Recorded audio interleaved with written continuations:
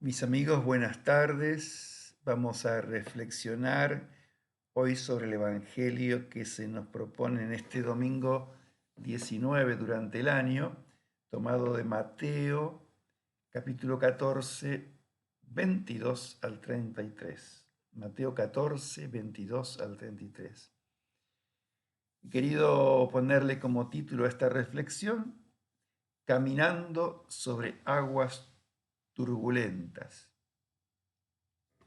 La liturgia hoy nos presenta una escena poco común, o nada común, en la vida de Jesús, porque Mateo nos narra esa escena de Jesús caminando sobre el mar, que algún otro evangelista también nos narra con sus propios matices.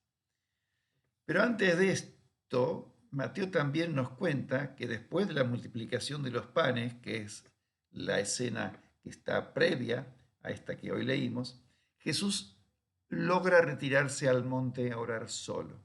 Logra ese propósito que él traía cuando fue al desierto de estar solo. Para eso había ido al desierto, pero cuando se encuentra con la muchedumbre que se acerca a él, renuncia a su propósito, cambia de parecer y atiende a la multitud porque lo gana la misericordia y la compasión.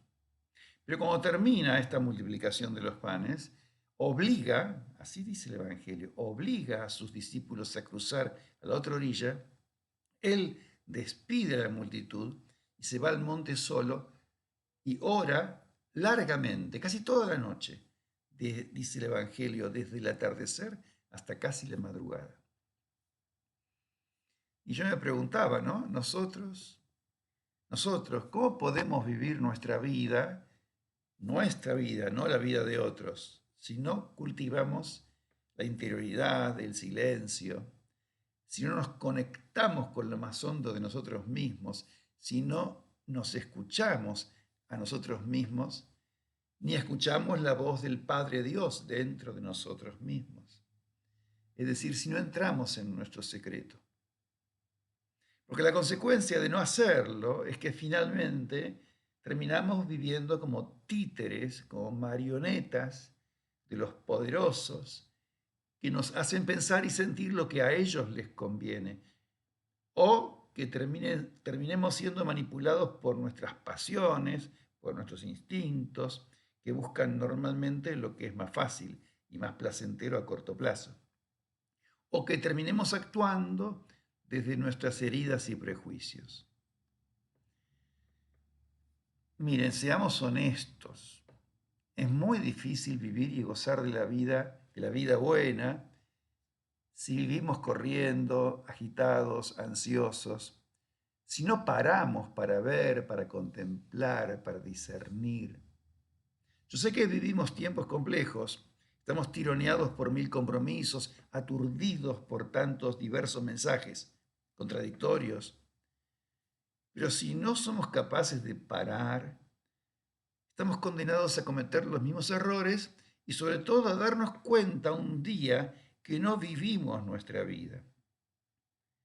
La vida que hubiera podido ser si hubiéramos escuchado nuestros deseos más profundos y descubierto todas nuestras capacidades dormidas, que finalmente hemos vivido, representado el guión de la película que otros escribieron para nosotros. Bueno, el segundo punto en el cual quiero detenerme es que me gustaría que consideremos esto de caminar sobre las aguas turbulentas. Jesús lo hace y Pedro intenta hacerlo, incluso llega a hacerlo mientras fija la mirada en Jesús y no en la violencia de la tempestad. Y hoy creo que esta imagen es muy poderosa para nosotros, porque estamos así, en plena tormenta, en plena turbulencia, en plena tempestad, en nuestro país, en el mundo, en la iglesia, como que todo está patas arriba, como que no hay puntos de referencia, no hay seguridades, al contrario, ¿no? Hay mucha inseguridad, violencia, maltrato, destrato, desprecio por la vida y por valores y virtudes que hasta hace no mucho considerábamos irrenunciables, no negociables. Tal vez ustedes me digan, ¿y qué novedad es esta, no? Cuando escribió Discépolo Cambalache, en 1934, el mundo fue y hicieron la porquería. O sea, siempre fue así. Claramente no todo tiempo pasado fue mejor, ¿no? Entonces la pregunta ¿es posible que construyamos algo diferente? A mí me parece que hoy no podemos quedarnos pasivos, ¿no? Esperando que milagrosamente se calmen las aguas y que por algún tipo de milagro todo vuelva a su cauce. Además, ¿queremos volver a algún cauce? ¿Se acuerdan de la pandemia? Qué oportunidad, ¿no? Para salir mejores, para no volver a ciertas normalidades que nos llevaron y nos llevan al desastre. Bueno, y para colmo, y seguramente también esto es muy lógico, en la tormenta nos entran miedos. Hoy muchos tienen miedo a lo que nos está sucediendo. Fíjense, la palabra miedo está presente en el discurso de casi todos los líderes políticos. Y el miedo, lo mismo que el odio, son pésimos consejeros. Miren, el miedo lleva a los discípulos a confundir a Jesús con un fantasma. Les lleva a ponerse a gritar, paralizados por el pánico. El miedo y el odio nos llevan a buscar falsas seguridades, a confiar más en la fuerza que en la razón, a ver enemigos donde hay gente que simplemente piensa distinto, a creerle a los falsos profetas, a buscar soluciones fáciles e inmediatas, al costo que sea, a caer en ese destructivo y desintegrador, sálvese quien pueda.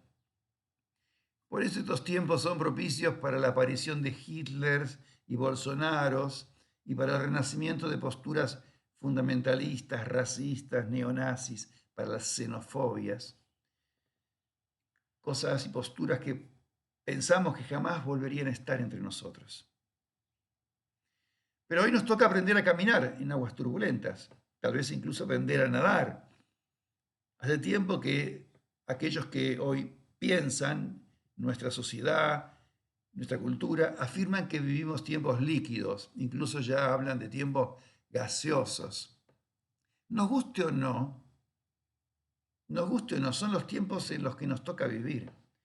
En estos tiempos debemos aprender a vivir, y no es fácil, porque la turbulencia impide ver el fondo de las cosas. Y cuando el río está revuelto, hay ganancia para los pescadores. Y no es difícil equivocarse, aun con la mejor buena voluntad del mundo. Por eso, vuelvo al principio de esta reflexión. Qué importante es detenernos, reflexionar. Para los que tenemos fe, orar, renovar nuestra fe y confianza en la presencia de Jesús en medio de la tempestad.